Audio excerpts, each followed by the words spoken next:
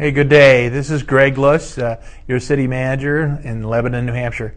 I want to welcome you to the show again, Lebanon in Depth. We hope this show continues to be useful to you and provides you some useful information. Here we are in the hottest part of the summer, and so I thought I'd begin the show by just some advisory. We had a heat emergency advisory issued today through the city of Lebanon. And I'd like to share with you because I think it's important for all of us. Sometimes you think you just get by, even though it's hot. But we don't. There's probably not that many hot days of this magnitude. But in the heat advisory, the city of Lebanon's Department of Fire and EMS and Emergency Management would like to remind everyone, and I think we all should be reminded, of the following. So when we're having a very high heat in our community, let's remember, slow down and avoid strenuous activity. I don't mind that. Avoid too much sunshine, postpone outdoor games and activities. Keep heat outside and cool air inside. Conserve the electricity not needed to keep you cool. There's a lot of electricity being utilized right now with the air conditioners and such. Dress appropriately. Wear loose-fitting clothing, lightweight type clothing, and make sure you wear a wide-brim hat if you're out there. Drink plenty of fluids, even if you do not feel thirsty. Remember, you need to drink fluids. Take frequent breaks if you must work outside. Avoid drinks with alcohol or caffeine in them. Eat small meals and eat more often. Never leave children or pets alone in closed vehicles. The city has, when they invoke a heat emergency, they have cooling places, cooling facilities where you can seek refuge. Normally in Lebanon, that would be the Lebanon Library, the Kilton Library, and the Grafton County Senior Citizen Center. And if you have any questions about what the operations are and where you might go for local cooling shelters, you can dial 211 in New Hampshire.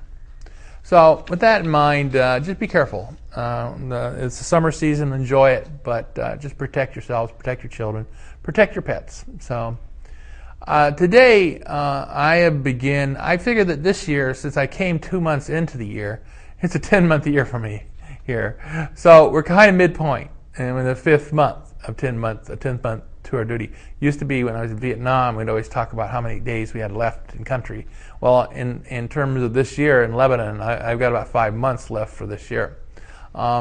It's been I've enjoyed my experience here in the first half of my first year, a 10-month year, and in it I think we're trying to build some shaping of in terms of where what we might do as a management group, as people who want to serve the public in Lebanon, and how we can continuously improve our services and what we can do better.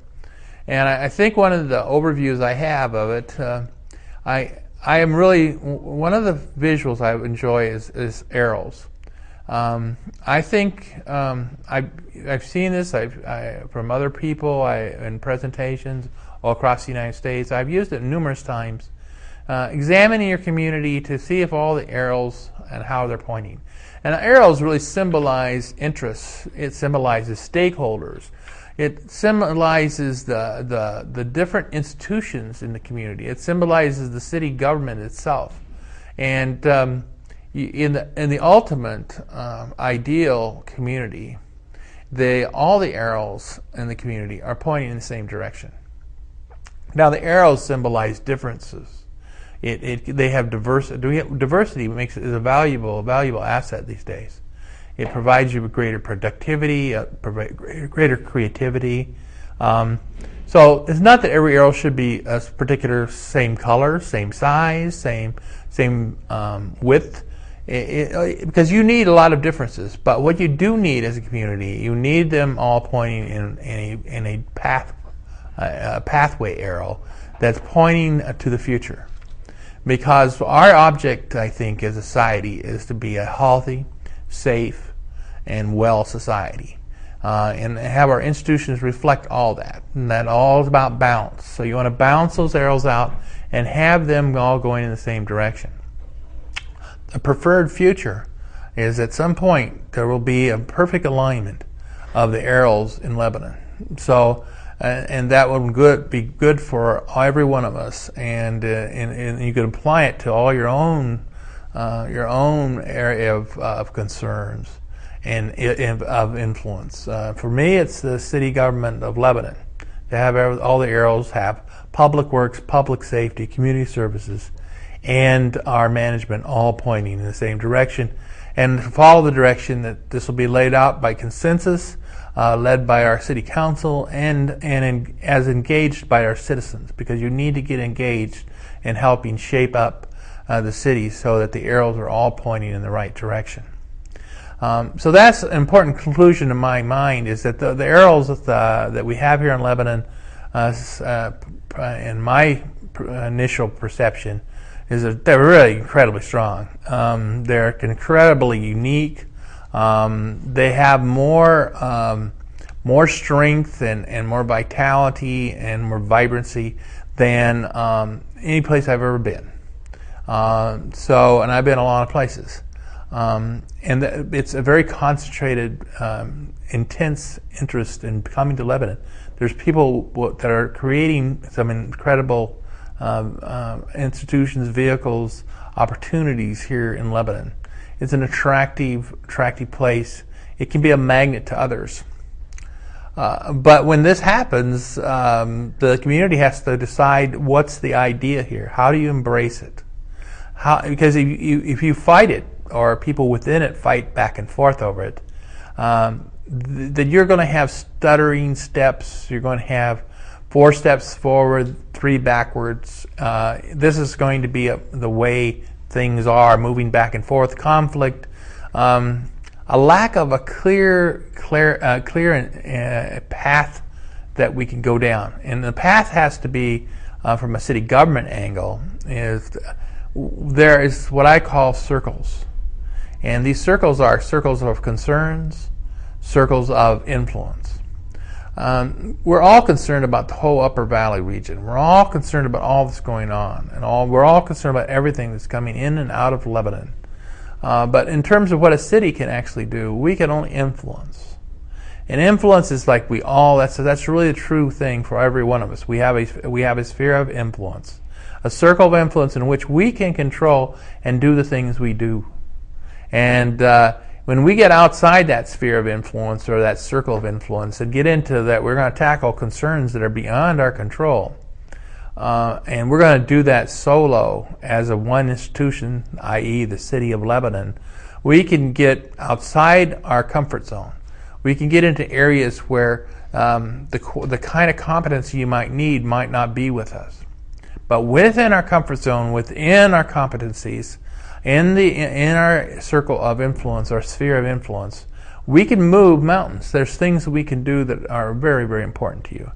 I've identified 4 circles, and after being here for a while, based on my past experience over the last 20 years and my observations and interactions with the citizens of Lebanon so far. I'm going to put some of this out here not because I think it's the truism, but simply it's being put out here in a leadership role so you can reflect on it as the citizens that live in Lebanon, because you need to get engaged in and test some of the validity of any of these thoughts.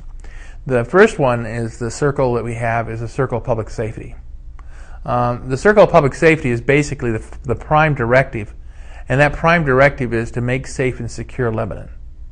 Because if we don't feel safe and secure in everything we do, whether it's in our home or in our schools or in our places of employment or on the roads of Lebanon or in any of our centers of commerce of Lebanon or in our health facilities, then we can't do what we need to do. The second thing that's the circle is the circle of public works, the circle of public works and infrastructure. This is the fundamentals of a society that we do quite well, and that is that we provide the necessary infrastructure for a citizen community, the city of Lebanon, to engage in making sure that we have the proper infrastructure And that infrastructure is a wide-ranging one. It basically allows us to move people and products and things back and forth across Lebanon, to interface with each other, and it can cover everything as diverse as from the bridges we have, to the roads we have, to the paths we have, to the trails we have, to any of the walks we have. It also goes to any of the infrastructure we have, whether that's a pole that we have utility service on, or whether it's the sewer and water systems underneath us in our various streets.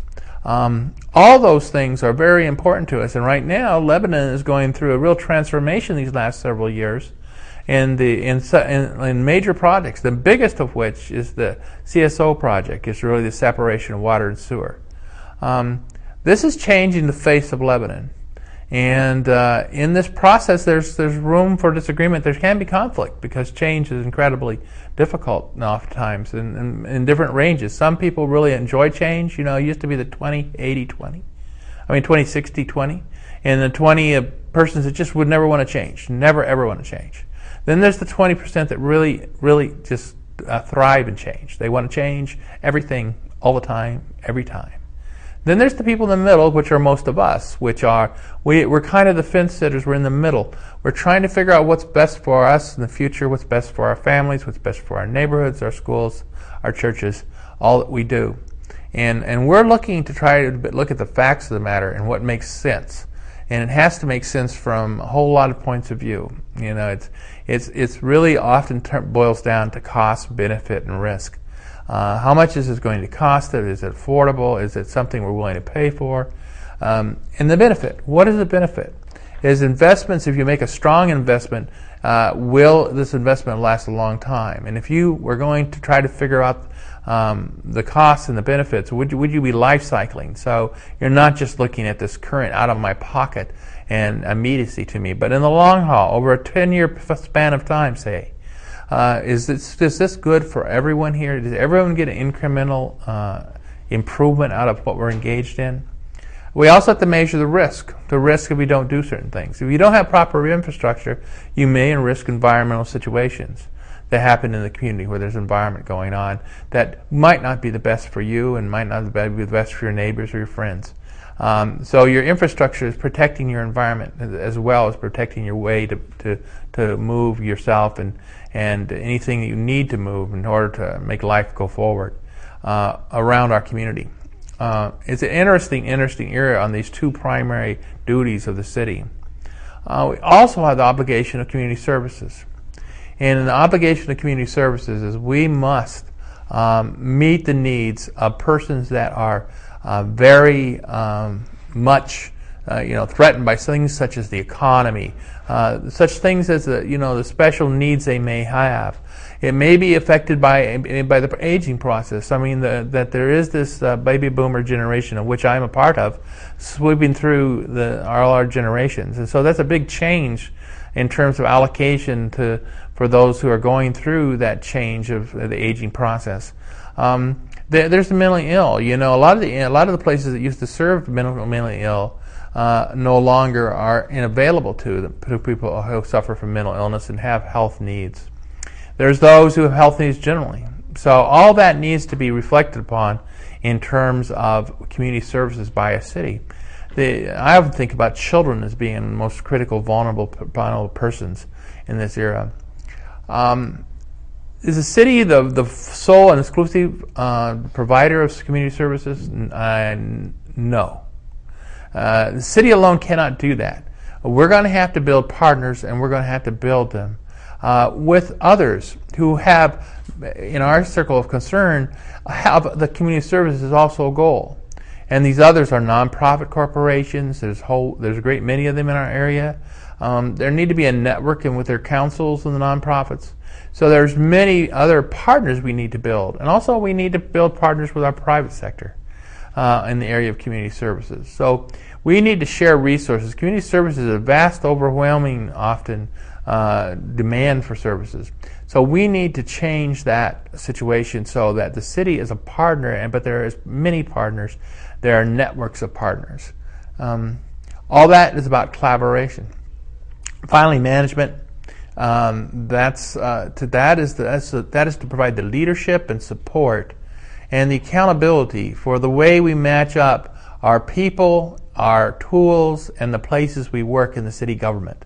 And that's what we're all about in terms of the city manager's office, our finance department, our HR department. It's our technology division, which is under our finance department. It is our city clerk's office, which provides all the storage of important records and the processing of elections.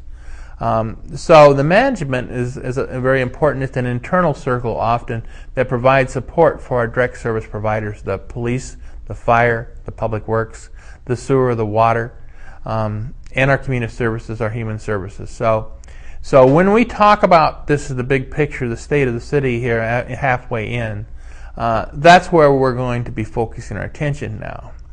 And what do we have to determine? First, we're going to have to determine the 2012 budget. But we're going to have to determine it in the context of a broader picture over the next 5 years. We're going to have to determine our capital improvement plan, where we're going to invest in infrastructure. And we're going to have to determine our deployment of emerging technologies in our community. And that'll range everything from broadband to different web devices. Please note on my city manager's website now page, take a look at it. I got some really weird things going on there. I got a blog going on there. I got a tweeter. You can tweet your life away there. There is of course our wonderful Lebanon in-depth program, courtesy of CATV, our great partner. So we look forward to this interchange. And now we're going to the next segment, and we'll look forward to the next segment. Thank you very much.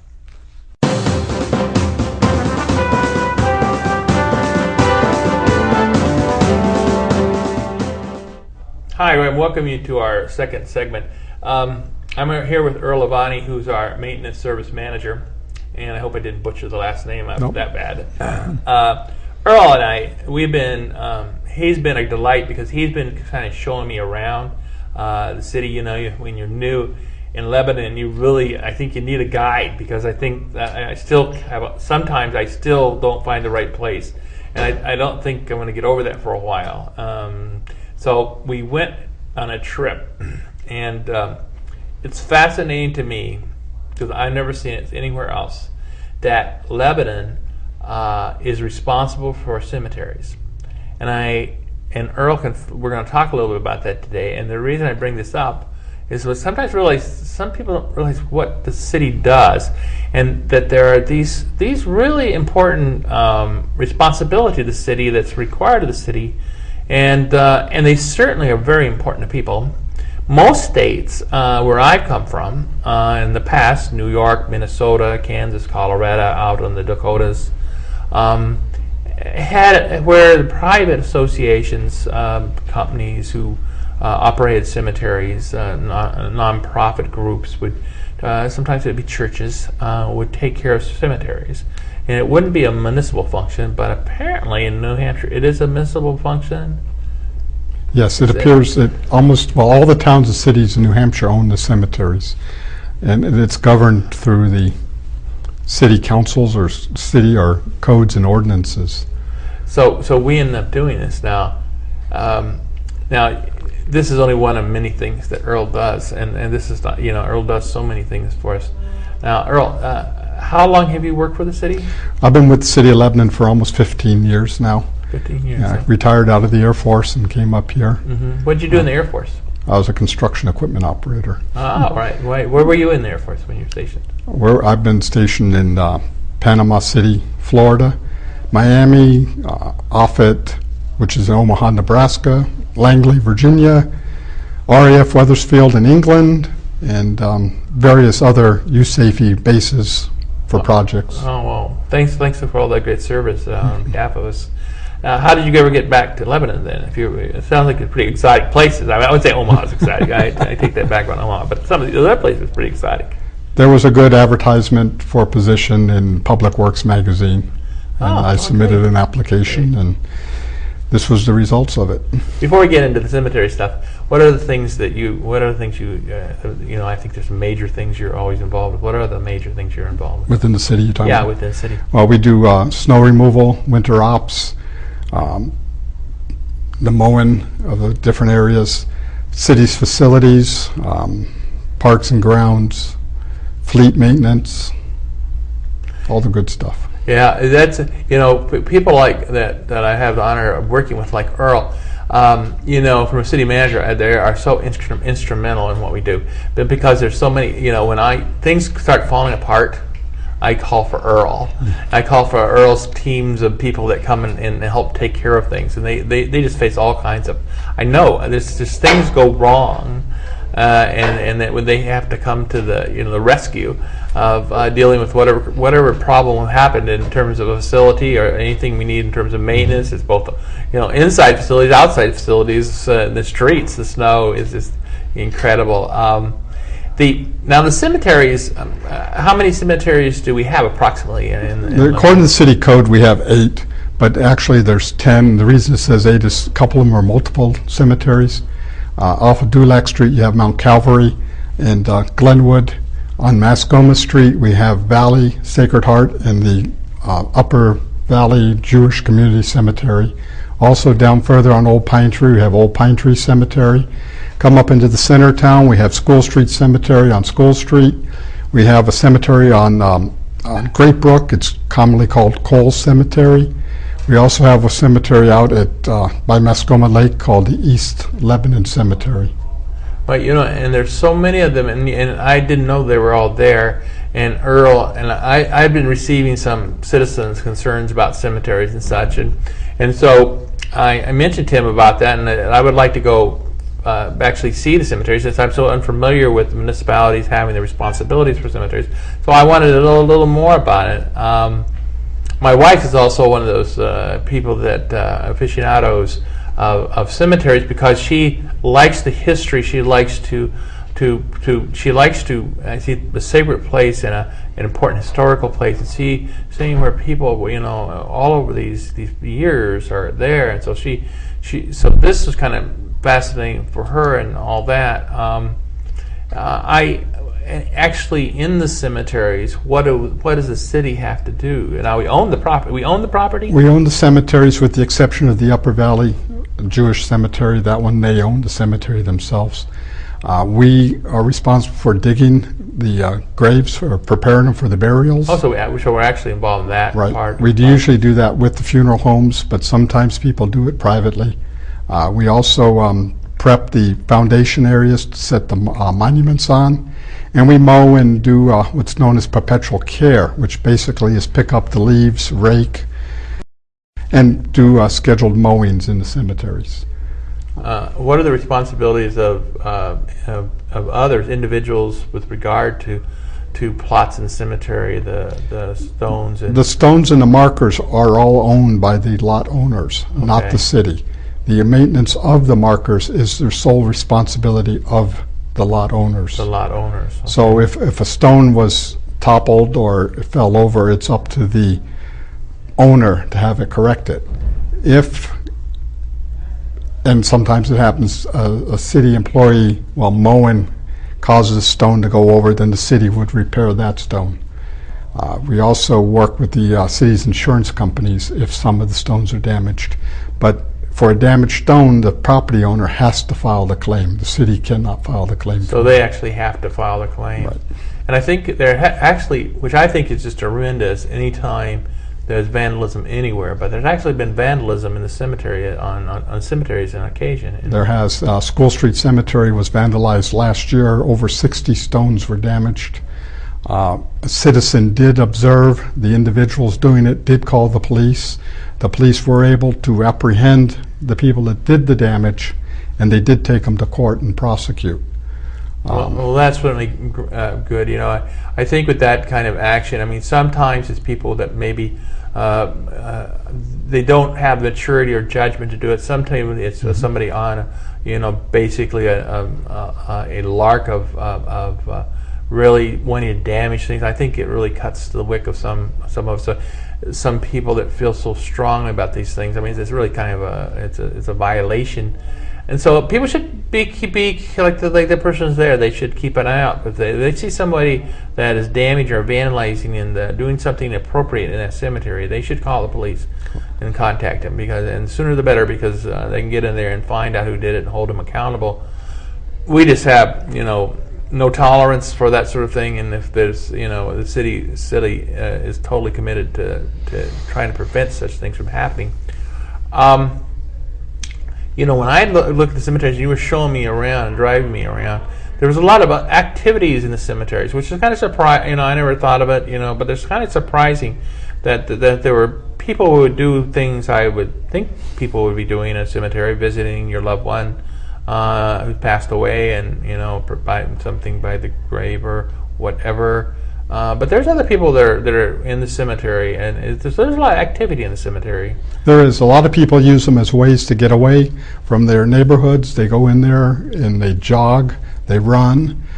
There are people that do take their dogs into the cemetery and walk their dogs in there. The city code does require that the dogs, if they're in the cemetery, be on the leash, and the state law requires that the people pick up behind them. Mm-hmm. But we seem to be having issues with that, and unfortunately we're not in the cemetery all the day long watching and catching them. Yeah. But it happens. Yeah, so I think that's one of the things, the common courtesy, if someone's going into cemetery, to use it for any purpose with regard to their dogs, that they need to pick up after their dogs. The dogs have to be on a leash. Mm-hmm. There was an effort and discussion at the city council level about banning dogs from the cemeteries in period. But the feeling was that they would first try and modify the ordinance specifically, ensure that there's penalties that can be involved if you go into the cemetery and you don't properly care your dogs with leashing them, and with taking care and picking up after them. So I think the city council is just hoping that works, so people can utilize the cemetery, because it can be a place for contemplation. It could be a place for a walk. There's the other things. It's a quiet place. And sometimes there's not many places that you can walk where and feel as safe as you could in a cemetery. Yeah, so when the winter comes and you have snow out there, what do we do? Do we see? I guess we should talk about all seasons. Is there seasons of activities in cemeteries? We actually plow out our cemeteries through the winter so that you have access into them. We also are one of the few communities in the Upper Valley that do winter burials. So we do burials all year round. Uh-huh. We also store in the tombs for some of the other towns and other municipalities that do not do local burials. Oh, okay. So we do have that. The cemeteries, they try to get them at least primary access right after the storm, uh-huh, and maybe the day after to get the rest of them opened up. Cemeteries are also closed at night, according to the city code. No one's supposed to be in the cemetery after 10 o'clock at night or before 6 in the morning. But they are open, they're ungated, so... Uh-huh. But people shouldn't be in there. I mean, a lot of this is about self-management, self-direction, and collectively reminding people that we need peer pressure to make sure people don't do things they shouldn't do. And I think part of being a watchful community and a healthy community is to make sure that as a community, sometimes I've been in situations where you had neighborhood watches, but just the people that live around the cemeteries. I know that we do have people that really involve the cemetery. They're really fairly good about informing us of when things are going wrong or what's going wrong. Some people just adopt the cemetery and just keep working it all the time in terms of making sure that from their perspective the cemetery is taken care of. So do we get a lot of calls on cemeteries? We don't have a lot of calls, but there are calls periodically. There are times when flowers go missing. People call complaining. They feel the cemetery crews have removed them. We don't remove flowers. Best thing to do is if you see somebody in the cemetery that's doing something that they should not be doing, call dispatch, police dispatch 448-1212, and advise them what you've seen, and if there's a vehicle involved, get the plate number. That helps, and a description of who's out there, because we do have problems with some individuals in the cemeteries. I just want to remind everybody, use leb.com. It's on the website. If you have a comment about the show, you want to send something to me, use leb.com, lebconnect.com. It's on the front of the website. It's really the Lebanon connection for you. And if you have any questions about cemeteries, please send them in. In closing, lastly, if you have a question you want to answer on the show, send it by email to me, and use the leb.com site. Just use leb.com and it'll come to me. I hope you stay cool and enjoy your summer, and I want to thank Earl for being here. And I hope you kind of enjoyed that. I know some of you might be like my wife and really would like to know more about the cemeteries. Thank you.